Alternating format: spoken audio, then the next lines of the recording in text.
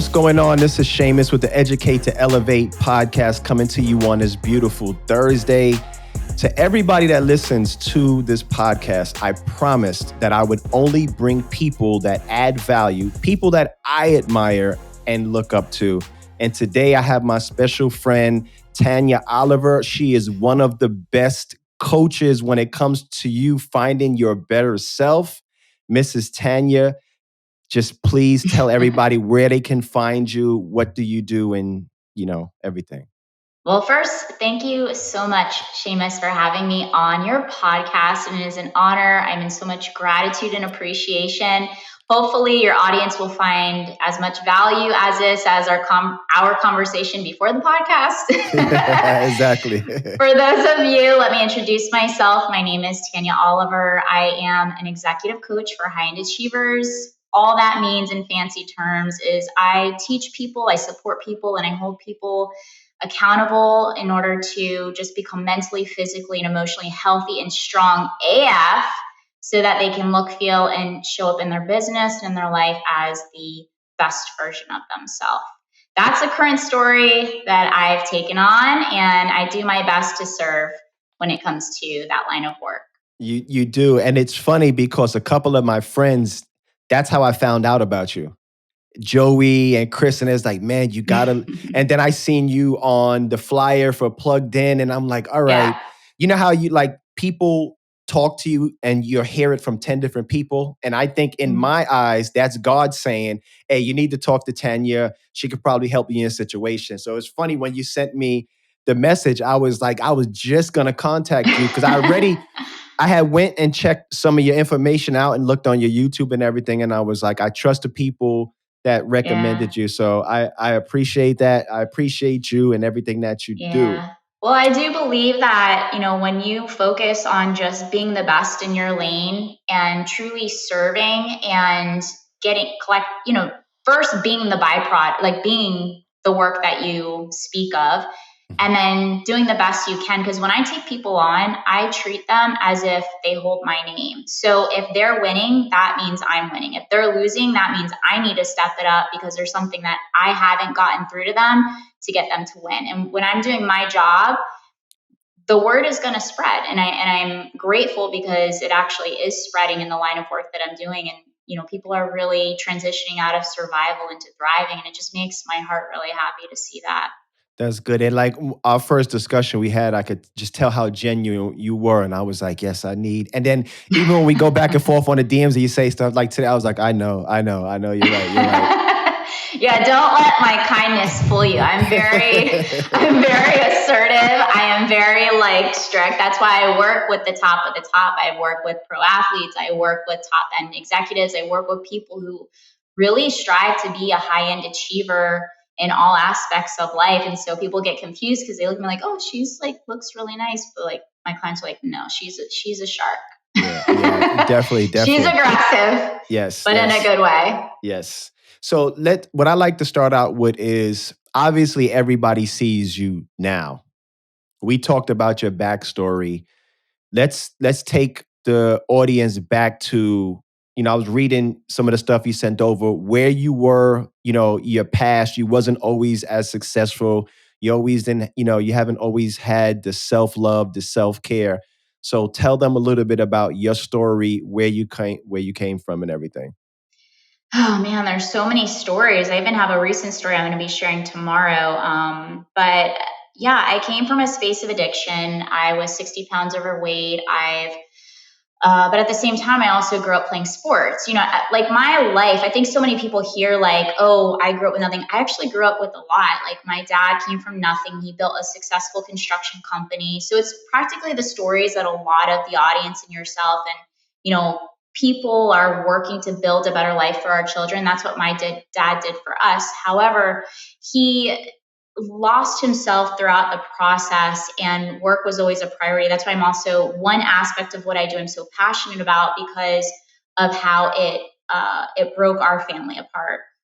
Okay. And when you work so hard to build something and you aren't taking care of yourself along the way, that's your non-negotiable. No matter what, this is a non-negotiable, because my business is just an extension of me. My family is an extension of me. And if I'm not whole, if I'm not fulfilled, if I'm not strong, eventually things are going to break.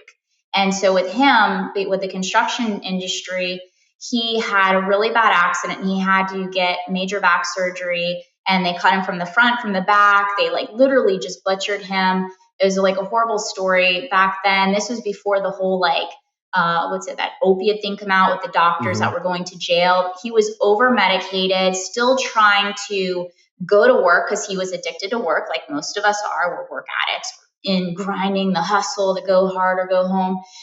And he just was not getting better. He was getting worse. He got addicted to the drugs and he lost his whole business. And so that's like one part of the upbringing. But during that part, I was fortunate enough where we grew up with everything. We've had Hummers in the driveway. We had like a luxury home. We went to private schools. Like we were the kids of the kids that you're trying to build for your family. But those patterns also dwindled into myself and my brothers. Yeah. And it's a lineage of it because it doesn't just come out of nowhere. The tendencies are in there. So then I got into food addiction and alcohol addiction and just was a mess. There was one point where I was suicidal. I was just so insecure. I was very promiscuous. I was just a hot mess.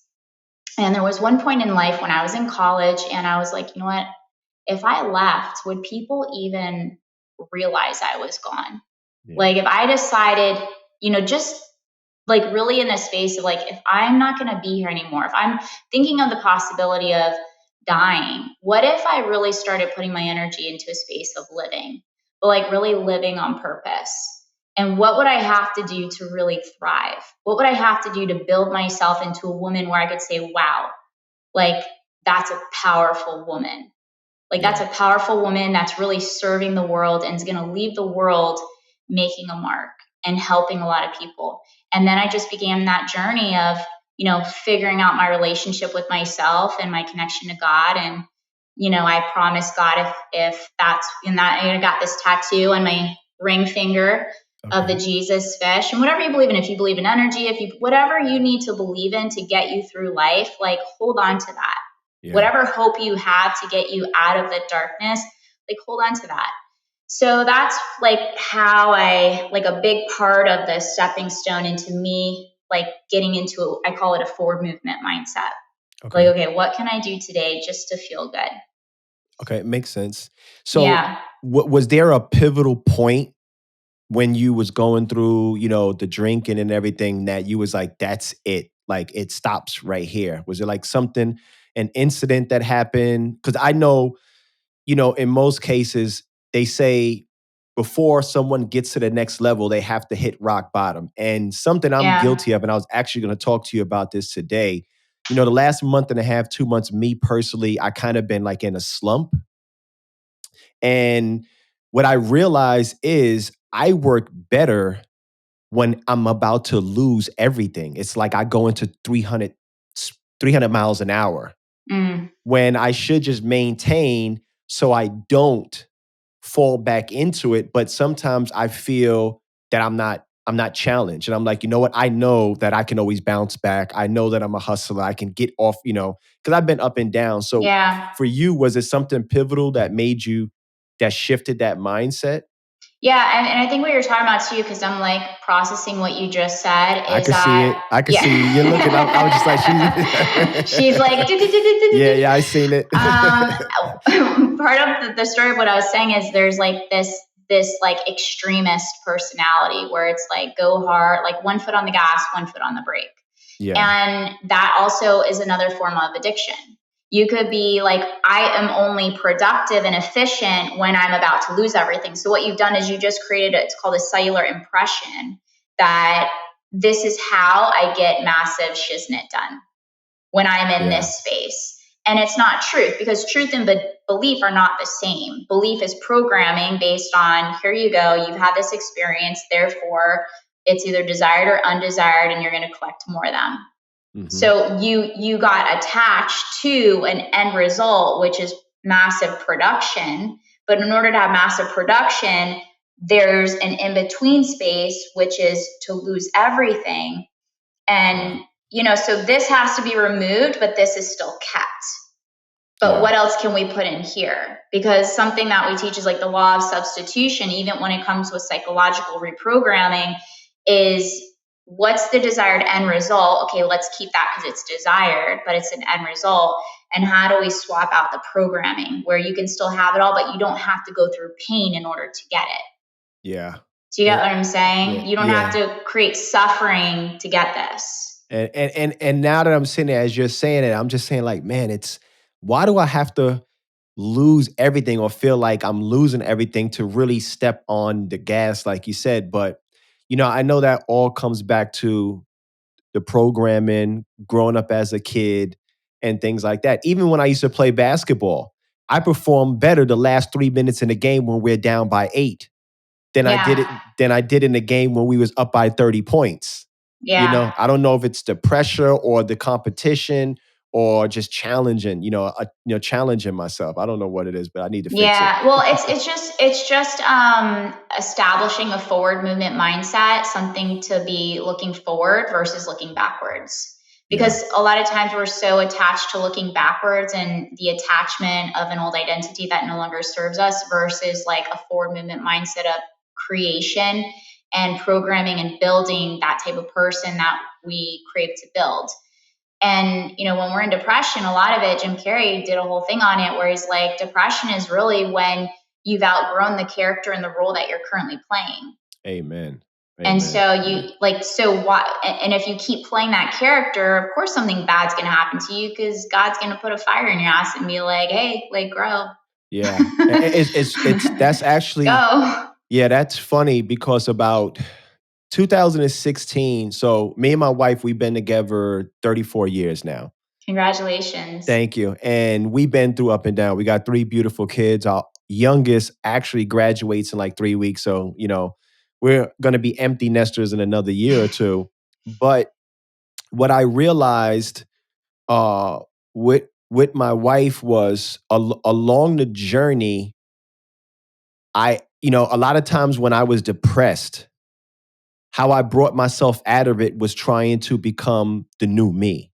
Mm-hmm. Like whether it was like, because when we closed our business down in 2016, and this was weird, it was at the peak year, it was our best year. And I see you taking notes because you're going to tell me after this. See, remember when you said that? Can you see? Is it obvious? It's okay. So, our peak year, this was 2016. We closed our business down. It was my decision. That was the first year we did $1 million. We was at like a 45% profit margin. And I was like, I don't want to do this no more. And my friends was like, you're crazy. I'm like, I just don't want to do it no more. When I don't want to do something no more, I'm willing to go homeless because I don't want to do it. So from 2016 to 2018, those were probably two of my lowest points in my life, those 2 years. But I grew the most because I got in touch with God more. And that's when I actually started to pick up a book. Like I didn't pick up a book from 17 years old to 44. I was like, man, ain't nothing in no book. But do you see because I'm gonna probably we do course correcting along the line of work that I do, but do you see the two impressions? So those are called cellular impressions. Like when we have impactful moments and experiences, life create impressions inside of our cells. And within our cells, we hold memories, and memories is what creates programming. And program is what creates our belief systems. And then we confuse beliefs with truth. And so what you did is you just exactly went back to the first part of the conversation is why do I feel that I have to lose everything in order to go to those next level growth moves in life? It's because you've had two experiences that created great impressions inside of you on a cellular level, which is also known as cellular memory. And there's a lot of different tools and modalities you can do for cellular memory releasing and reprogramming. And but that's a whole nother, we do a whole nother podcast on that. My hair is standing up right now. Because I just saying, I'm like, damn, that makes so much sense. Yeah. So a cool exercise you can do specifically, and for those of you listening that also can relate to Shamus, is that you can go back in time and visualize the experience and just go back and visualize it. And what would you have done differently in time, either to prevent that from happening or course correcting it? Okay. Okay. versus Almost like having to get to that point. that reminds me of pretty much like NLP, where you I go in guess, yeah. and you Neuro-linguistic reprogram. programming. Yeah, I got my practitioner's license with Dr. Bandler, which basically Amazing. Do you use it on yourself? no, I don't. I don't. I literally had an assessment call the other day. It's like, I've gone to Tony Robbins, I've done this. And then if you're listening, yeah, I'm talking about you. Went to Tony Robbins, I did this, I did that. I had all these coaches. And I'm like, okay, great. Like, people come to me because they know that I'm the queen at getting them some magical way to implement and to integrate because, hey, guess what? That's 99% of your transformation. Yeah. And my people sustain it. Yes. And, because this shit works is I have to do it for myself. Like, I've been through a lot of freaking stuff of highs and lows, but it's like, how do you continuously, it's never going to be like this, you guys. It's going to be like, but it doesn't have to be like this. Amen. Amen. It can be like this, going down a little bit and backwards. I don't like roller coasters. I'll take a train. I'll take a train straight across, but I do not like roller coasters. I'm not going up and I'm not going down. It's little, you only get an up-down roller coaster, but a lot of people listening, a lot of people that I attract, a lot of people that come to me have very extreme personalities. It's an all or nothing. And it's in that route with like their entire like life box, with their relationships, with their businesses, with their, everything. Yeah, that's definitely true.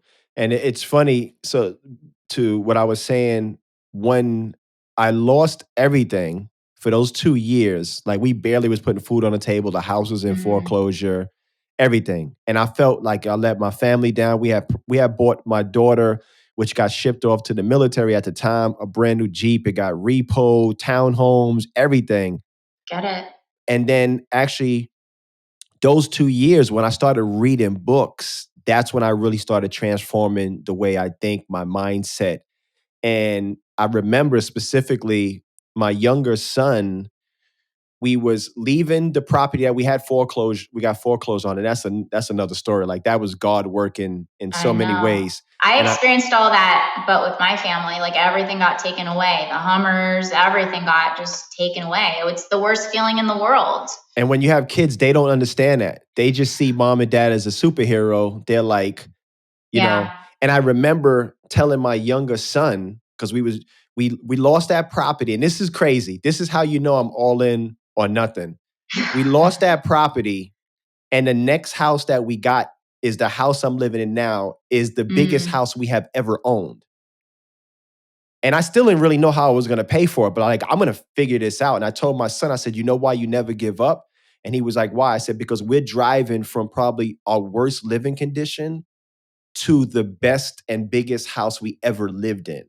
I was like, you don't stop. So enough with that. But what I was going to say with this, what I took notes on, because what I've learned to do is write things down so I can be fully present, especially when there's something I want to add value to. And one of the lessons that I've been talking a lot in my stories on Instagram is there's never going to be a convenient time. So the moments when you feel, because the calling of growth is always going to come to you in like little voices or little sensations inside your body, because your body is your subconscious. That's what people aren't like understanding. We have to take care of our body because it's our subconscious. It impacts our mental, our emotional, and our intellectual way that we show up in life. And there's never going to be a convenient time to create our growth. So we have to typically, when we take those quantum leaps before something bad happens, because something bad usually happens because you're not moving when you're supposed to be moving. So when you move during inconvenient times and create how to make something convenient during an inconvenient time, which is always, you're never going to get to that point of those, like, I just lost everything, shit, now, like, what do I do? And I got to figure it out and scramble and be in this survival, high stress mode, because that is why a lot of people also having heart attacks and and breakdowns and anxiety and depression.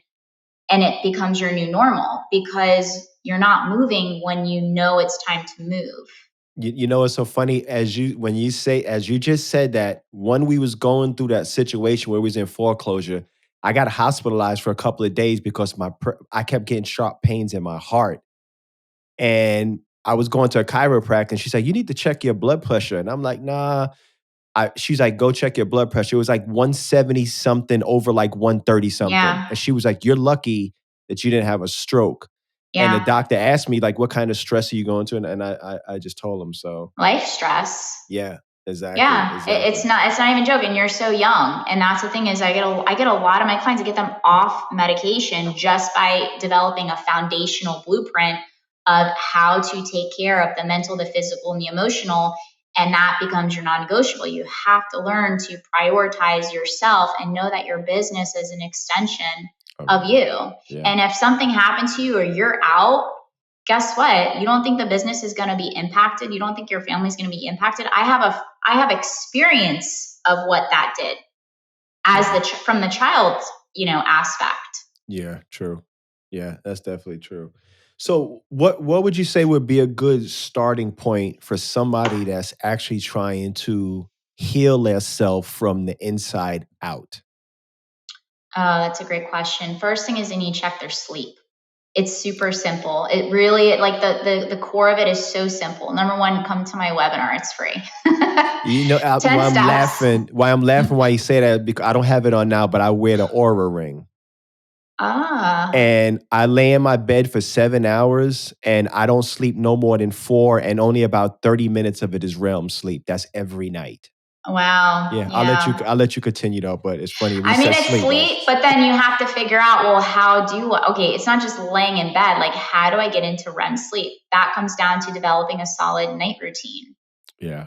Night routine impacts your morning routine. All the gurus are about morning. Like, hello, if you're not getting good sleep, you're not going to have a good morning routine. It's your night routine. A lot of like my big people I've worked with, they're all like, that was one of the biggest game changers is getting on a night routine. Okay, well, drinking some magnesium. A lot of people do, what's it called? Melatonin. Never mess Yeah. with hormone stuff. Never mess with hormone stuff unless you're specifically done blood work and prescribed from a doctor. Okay. Magnesium is one of the most underprescribed supplements to take that helps with stress. It helps with quality sleep.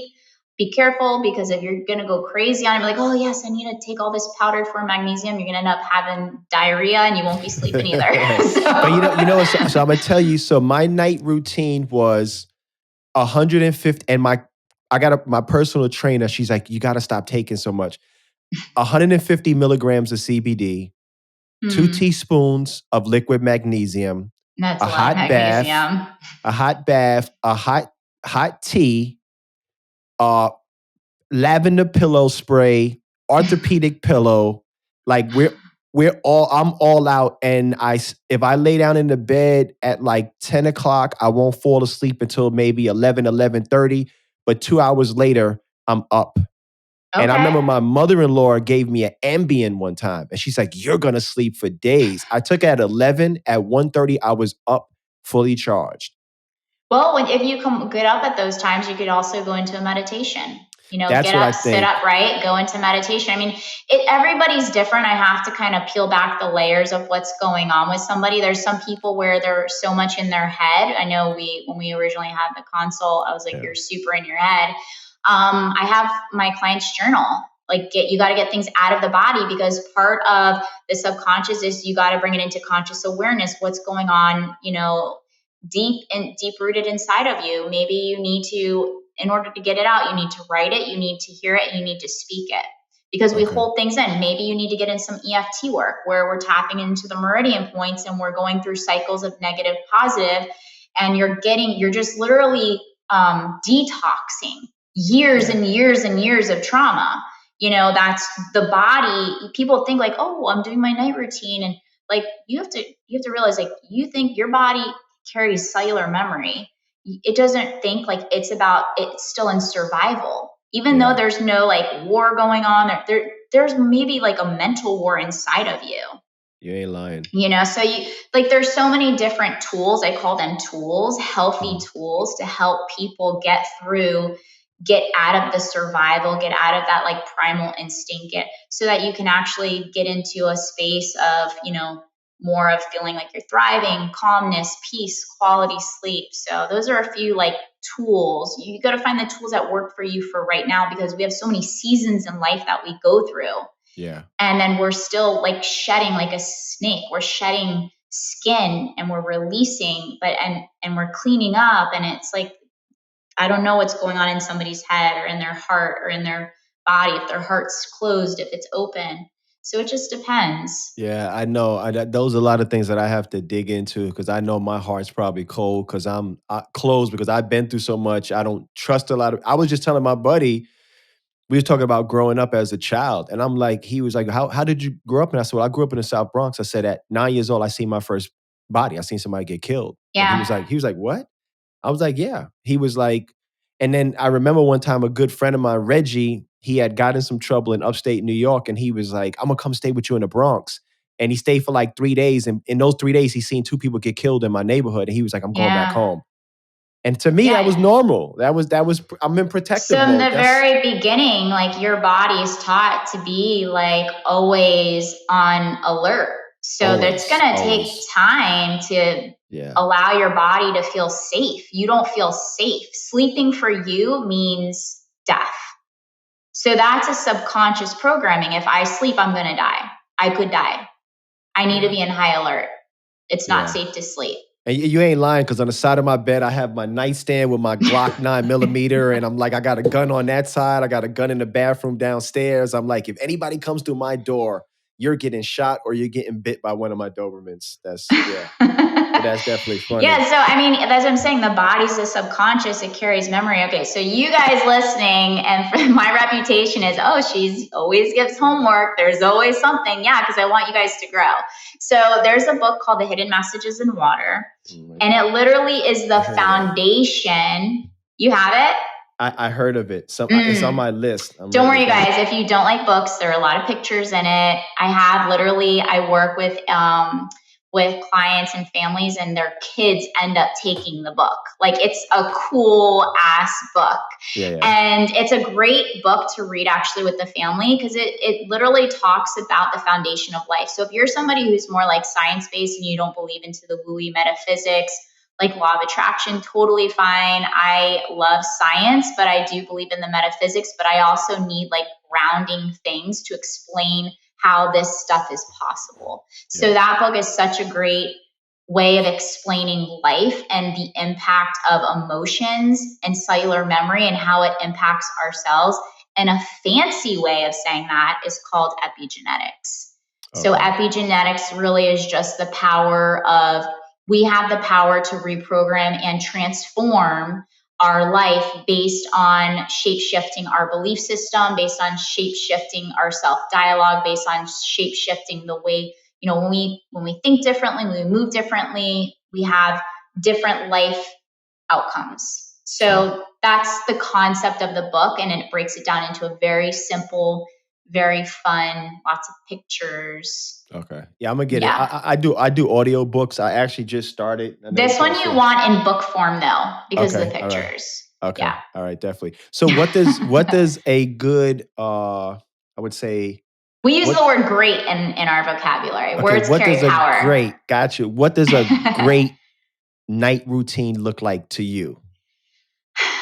Well, it's funny. I actually just talked to my astrologist. They say billionaires talk to astrologists, millionaires talk to therapists. So I like that. I talked to my astrologist, and because energy is real. Think about it, we all want vitality. Like how we're showing up based on what we're going through. We're both bringing energy and we're sharing energy together. So I mean, that's what it is. Hold on. She was saying, we're talking about rituals and routines.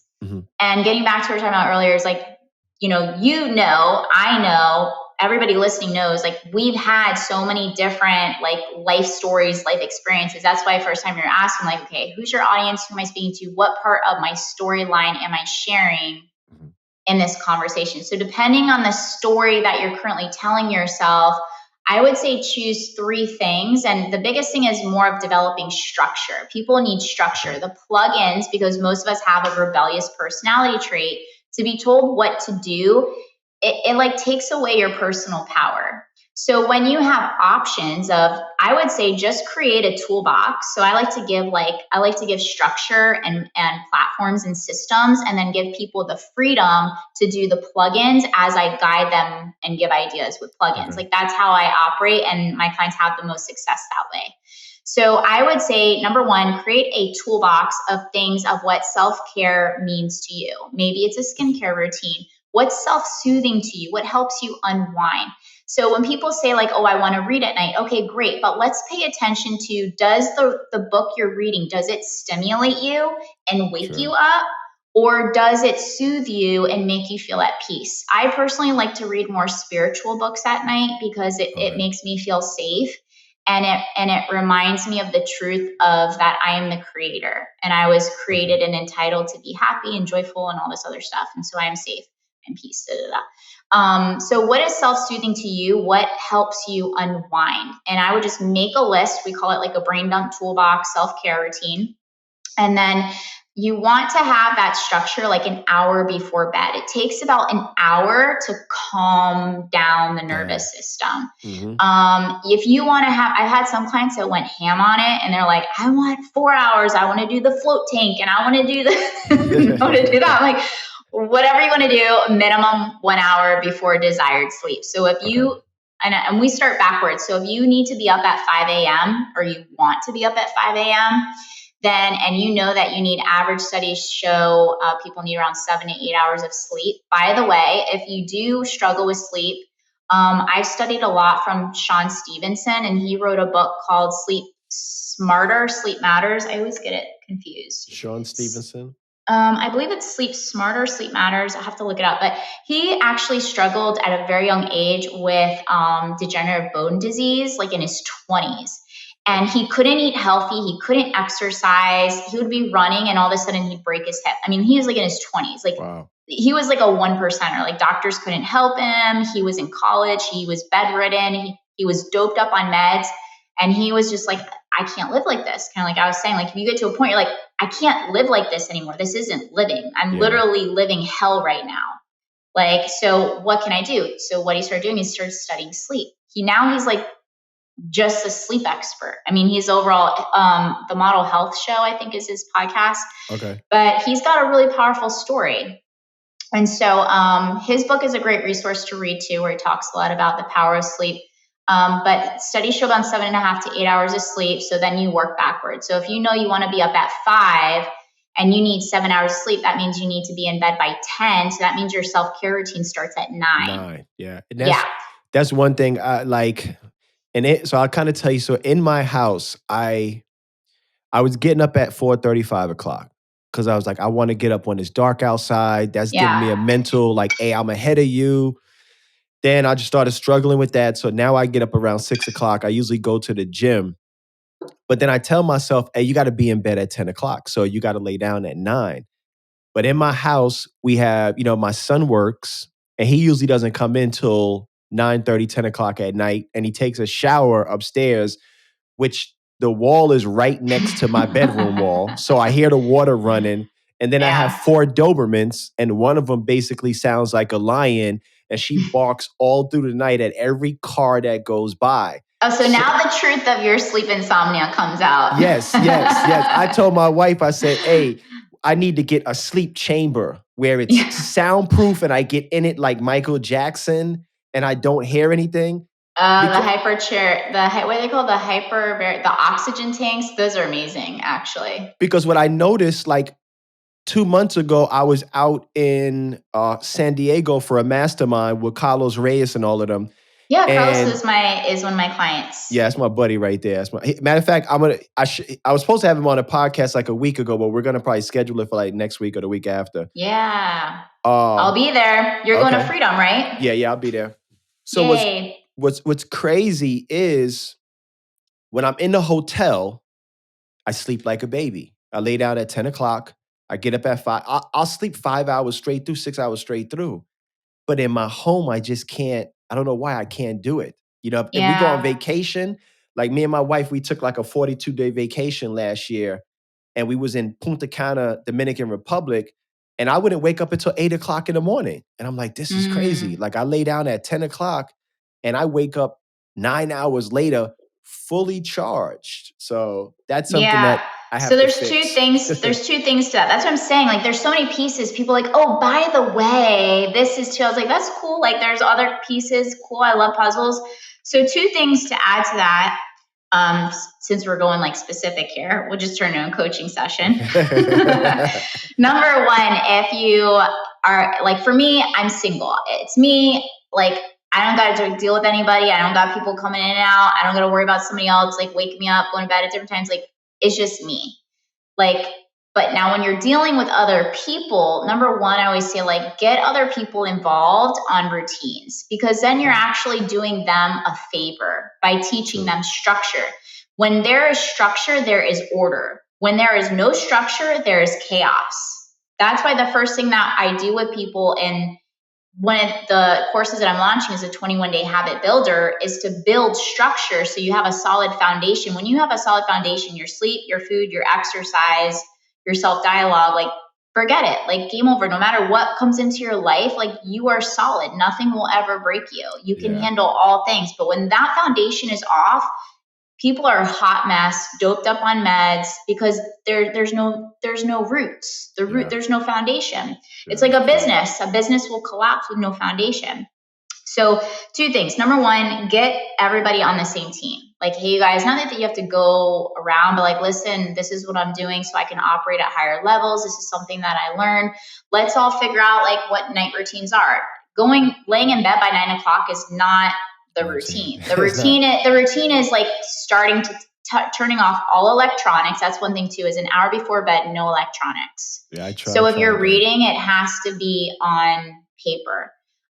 Because the electronics stimulate brain waves. It activates the blue light, all that stuff. And it gets your brain going. So you need an hour with no electronics to disconnect. Get everybody on the same page in the house. And then also, big thing a lot of people don't talk about is you need to feng shui your house.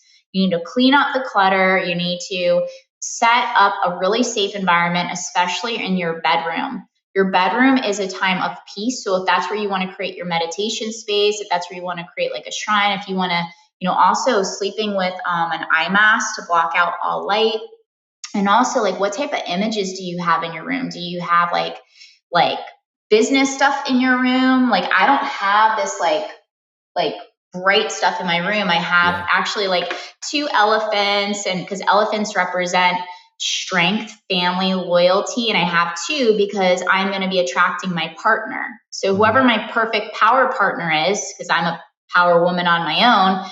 So that means I need a complement, not somebody to complete me, but a complement. So every room you have in your house should be, I don't like using the word should because it's a word of self-criticism and words carry power, but every room in your home ideally needs to be intentionally designed like a vision board. So what is the vision for this room? It's peace, it's rest, it's intimacy. If you have your partner, that's what this room is for. Technically, televisions do not belong in.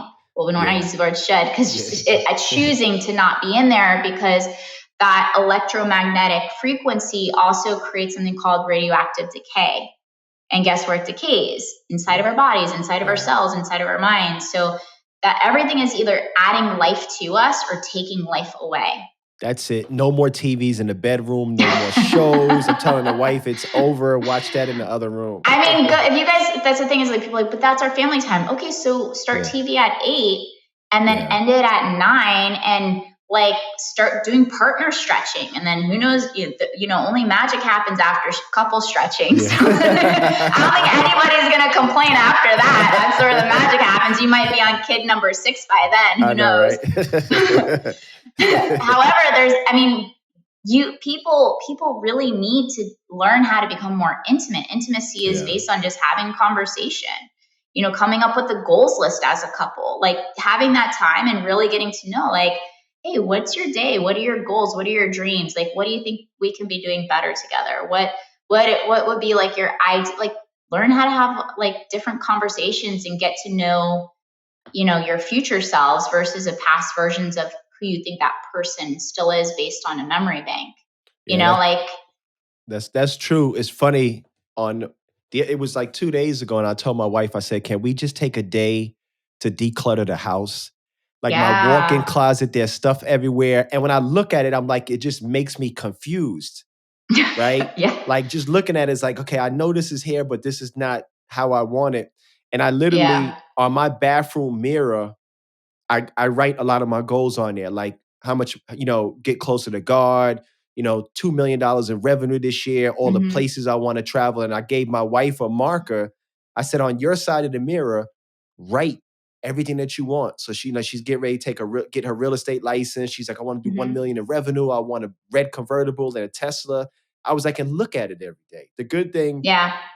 between me and my wife is that I look at since we've been together so long and like couples ask me what's the magic? I said communication.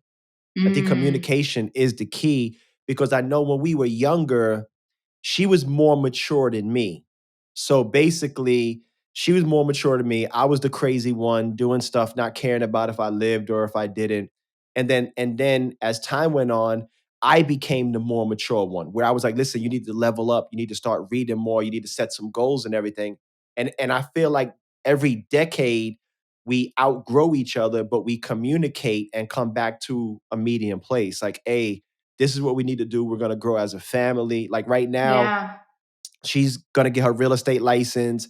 My daughter has a year and a half left to get her architecture degree. So I'm like, we're going to have a Mm. real estate family. If I could just get my sons on board now with real estate, I'm like, we can Yeah. build this, But yeah, Yeah. that's funny. Well, I mean, that's important. Just like you going back to the very beginning of our conversation, if you are outgrowing yourself, Yeah, what in your mind would think, or how would it even be fair for you to even think that the person you're with is still the same person you met how many years ago? You said 34 years 34. ago? Yeah, Yeah, like that. Like, no, it doesn't. Like, every day it's like, okay, well, who are your role models, who are you striving to become?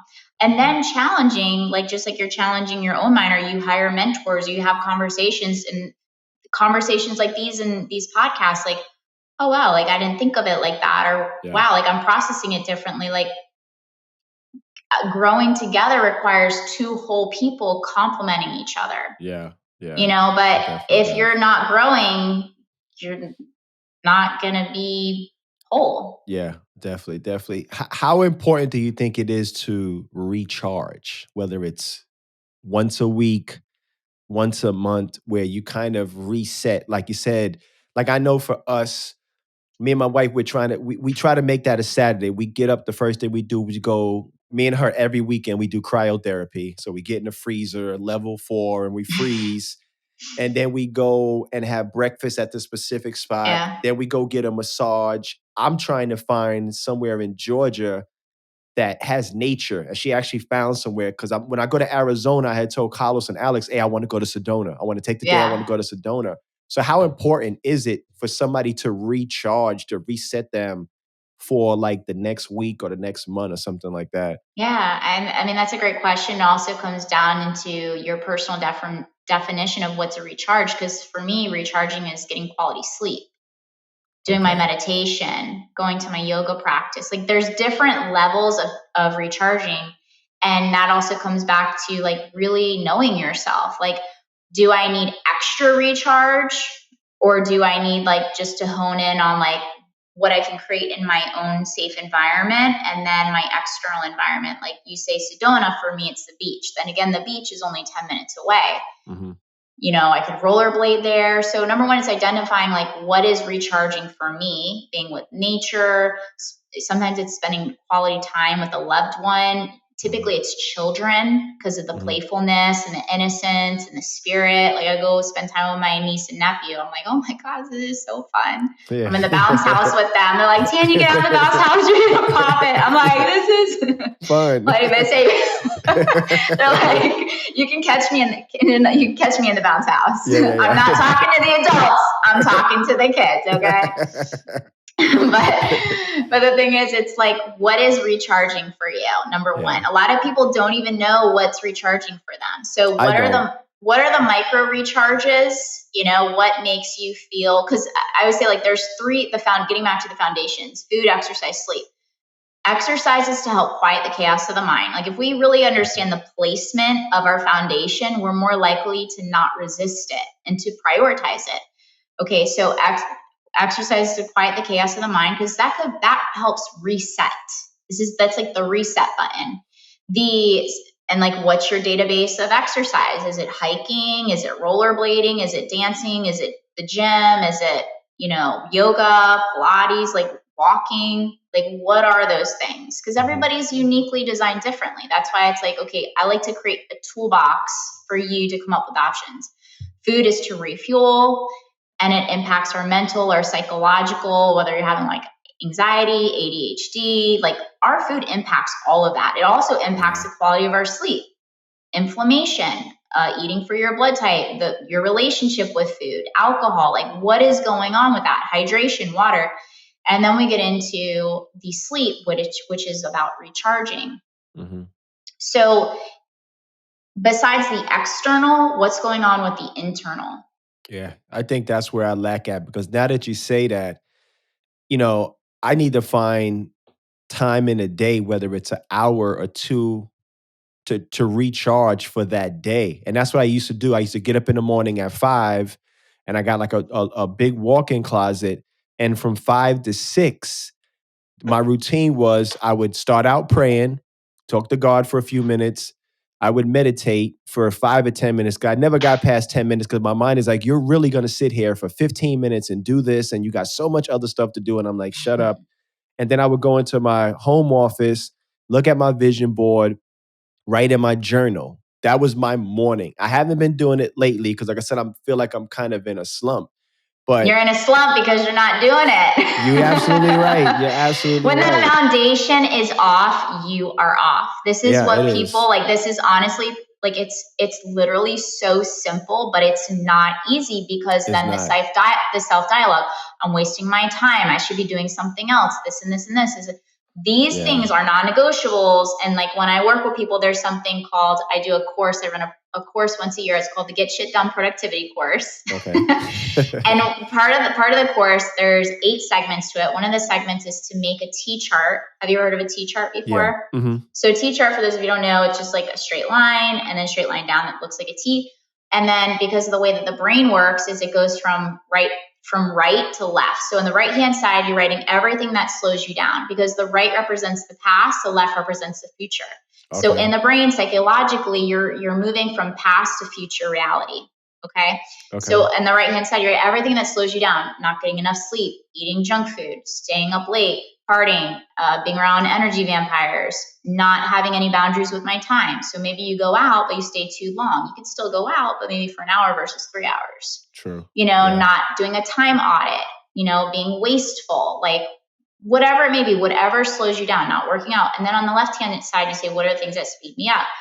Most of the things is when you take care of yourself. So even though it feels like we're taking away from work or away from family, these things are our non-negotiables because it's almost like a boomerang effect where we pull back and let go, and then you just.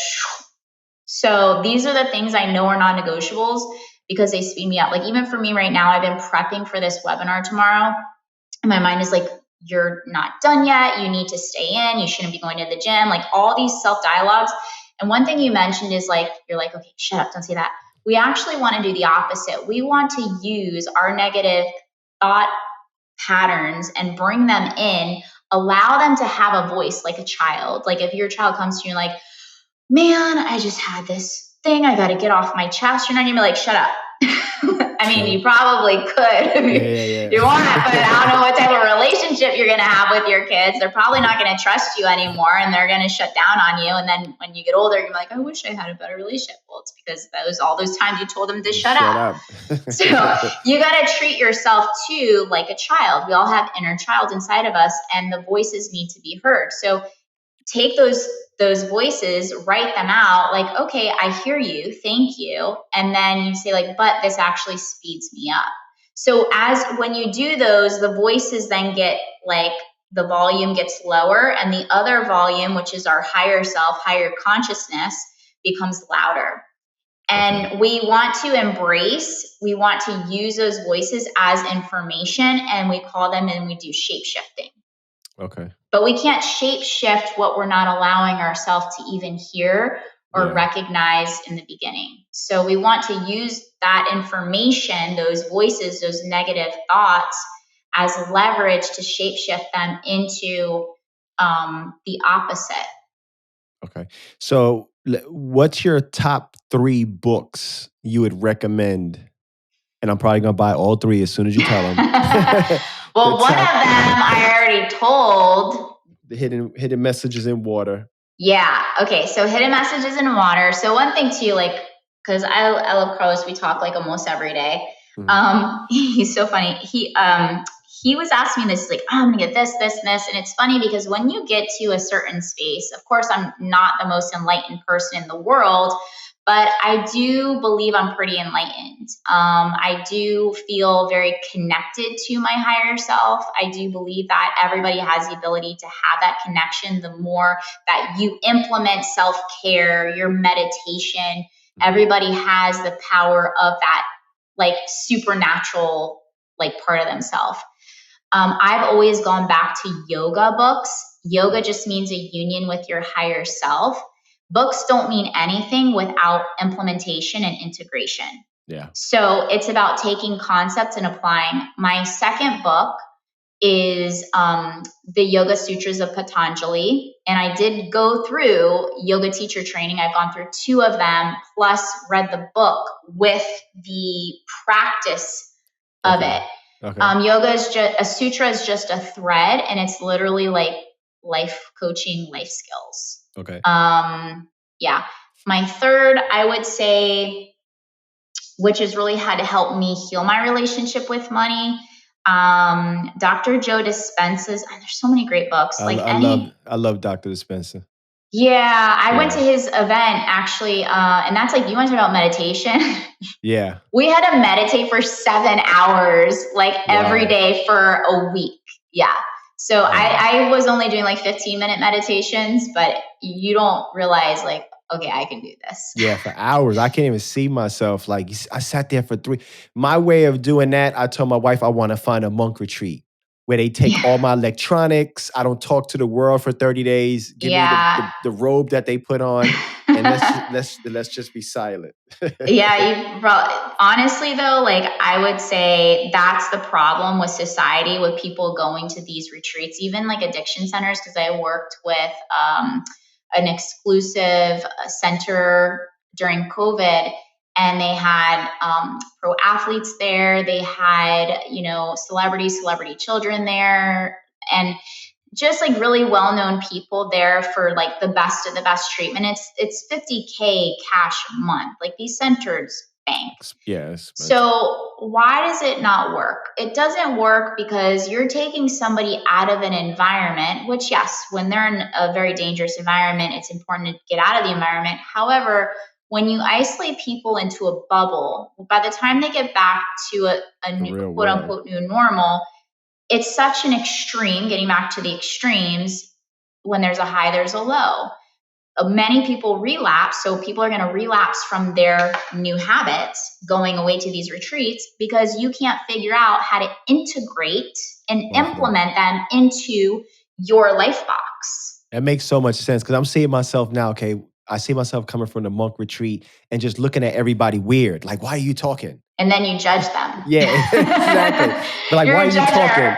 You're toxic. Exactly. It's funny. It was when I first started, it was one point I was doing a book a week, mostly Audible, but I was just going through a book of the book. And I had told my wife, I was sitting in Waffle House one day and people were talking, and I felt like I was in a movie from The Walking Dead. I'm like, nobody in here can have a conversation with me. It would be way over their head. And that's how I felt. Like, okay, these are all zombies, and I'm sitting here. Why is he talking about this? Why is she talking about she needs to make more money? I just want to talk about peace, and I want to woosah. But it's so funny. I had a conversation. I'm not going to name drop, but I had a conversation with one of my students, and he was like, there's so many transitions that happen. Like, I love healthy speed. So I'm always like letting people know the next phase that's going to happen before it happens, so they're prepared for it. And then they're like, oh shit, this is what she was talking about. because knowledge stems from experience. So you're not going to know until you have the experience. So he was like, yeah, and this person's toxic and I'm cutting them out of my life and them cutting them out of my life. And I'm like, you're toxic. I was like, they're like, that's your mirror. So clearly you see you've outgrown, but don't be going around bashing people when that's your mirror. Like you need to check yourself. Like that's your mirror. From. Yeah, you're toxic. You're shedding. If you allow yourself to grow, and this is what happens when people grow. When people grow, it's this exact analogy. I've had this analogy so many times because when you're in the growth space, you're going to be shedding even relationships. And just like you're allowing versions of yourself to die, I know it sounds extreme, but that's what it is. You're letting versions of yourself die. In yoga, they call it shavasana, the end space where you die, and then in the morning you awake. Every day is a death and awakening, a death and an awakening, a death and a rising. And so when you're growing, originally you're going to want, because you love people and your people are your people. And it's like, I'm going to pull you up here with me. It's so much better over here. You climbed a fence, you went off on your own for a little bit, and then you come back and you're like, come with me. And your people are like, no, I'm not ready. And all your energy is like this, and you're like fighting. So what you need to do is you need to keep coming up here, and the people that are meant to rise with you are going to gravitate. You don't need to go down to get them. They're going to rise up, and you create your own table, and you'll get there, and it's going to be a flow, but you don't need to go back down to get your people. Your people are going to easily want to rise with you. Yeah, I definitely went through a lot of different years and phases in my life where I outgrew almost everybody I was around. I couldn't even sit and have a conversation, especially a lot of family. I'm like, I don't want to talk about this. We talked about this the last 15 times we've seen each other. I don't want to hear it. I don't want to. So all you do on those type of things is you just find the things that you love, especially about family. Like, what do you love? Like, what do you admire about that person? Maybe the common thing you have in common is like, hey, and you invite them like, hey, I'm going to a yoga place. Like you never spend time in it. I'm going to yoga. Do you want to go? You can never say you didn't invite them. I'm going to this place. You want to go? Like if they're going to go, they're going to go, but at least you invited them and it's a community based. You don't really talk, but also like, hey, maybe they love potting. Like, hey, I'm looking to put some plants in the house. Like keep the conversation based on something that you admire about them that they also enjoy. So this way it takes the focus off of you and what you're doing and how you change, and you celebrate them and the things that you love about them. So there's so many different, we could talk about literally every topic. True. Okay, so what do you think, and this would be my last question. For now. For now, right? Hey, I got this question. How do you think, or what would be the best way for somebody that's in an environment that they feel like, they're trapped in there, they have limited beliefs and they don't kind of see no tunnel or no way out? How do you think they should approach that as far as like trying to figure that out? Because a lot of us at times, we talked about the environment. We're in an environment and there's nobody around us that's like, hey, Tanya, come with me. You're like, I'm here by myself. So what kind of advice would you give to somebody that's in that position? I would say the first step of growth, because one thing I teach, and I also go through, I'm in that space right now, but I'm on my transition out of it, is you go through an ostrich phase where you literally have to be in your own world, in your own lane, minding my business, minding your business, and literally stick your head into an ostrich space and just learn to change your internal environment first. If there's nothing, because some people can't change their external environment, but the external shifts from the internal. Yes, it can help if you change your external, like clean up your freaking home, declutter your home, learn about like feng shuiing, learn about like how can I make my home more safe for me? How can I maybe just make my room better? Like maybe you're still living at home or you're sharing space, you're renting a room, depending on what's going on or how old you are, your financial ability. Like you can create your own, like becoming more clean, more this, but also like the first space is like start taking care of yourself, start exercising every day. If you said like writing on the mirror, I would say write all the negative self-dialogue you have, and then write the opposite of it. True. So this could, because people are like, oh, affirmations don't work. I get it. I was angry with affirmations for a long time. And I gave myself permission to be negative. I give myself permission, because when you give yourself permission, you then take off all the pressure and judgment and self-criticism. Like, because then you bash yourself for being angry. You bash yourself for judging. You bash yourself and you're a bad person. You're not a bad person. It's your programming. It was learned somewhere from someone, typically from childhood. It's called shadow work. It's personality traits, but personality traits can be reprogrammed. So give yourself permission to write your negative, and then this way, because that's also an affirmation. An affirmation is a statement that's being repeated over and over and over again until it becomes your predominant belief and your predominant truth for you and your life and your reality. So write your negative, and then write the exact opposite of what that is. I'm never supported. I can create support within myself. I'm in the process of learning what support is. And you can also change it with I'm in the process of. It makes things a lot lighter.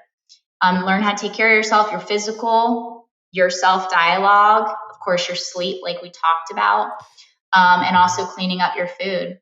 You know? I'm going to work on all those things. Well, Tanya, just come to my webinar. I got you. So I want to give you a few minutes to tell all the listeners you've been on here we've been on here for an hour. I know we could talk for hours. Tell everybody where they could find you, social media, on YouTube, the events you got coming up. How do they get in contact with you? I'm going to give you the floor. Sure. Yes. All right. So we got a lot going on. Instagram has everything up in my link at Tanya, TANYAC Oliver, OLIVER. I also have my website, www.Tanya, TANYAC Oliver, OLIVER, OLIVER.com. /10 steps. You can get 10 steps. We have a free webinar on 10 steps to build mental strength and reclaim your personal power. It is going to be so fire. The top 10 things that have tremendously transformed my clients, myself, kind of put it all into like an hour webinar. So that's free, and that's free for you guys, my gift for you guys. And YouTube, same thing, Tanya C. Oliver. So that's where you can find me. Yes, and everybody that's listening, where I'm at in my life right now, I need Tanya there because I'm confused and I'm lost and everything. But I definitely seen a lot of the individuals that you work with, mainly one of them being Carlos. And I had told him, I said, I seen you grow like so much. Because I remember meeting him in 2019 and he was a totally different person. And I was like, I seen the growth. You know, my buddy Joey and Chris, they lived there like, oh my God, this is changing my life and everything. So you definitely got to check her out. Stay tuned. I appreciate everybody that supports us. Once again, this is the Educate to Elevate podcast with Tanya Oliver. I thank all of y'all for listening. Have a blessed day.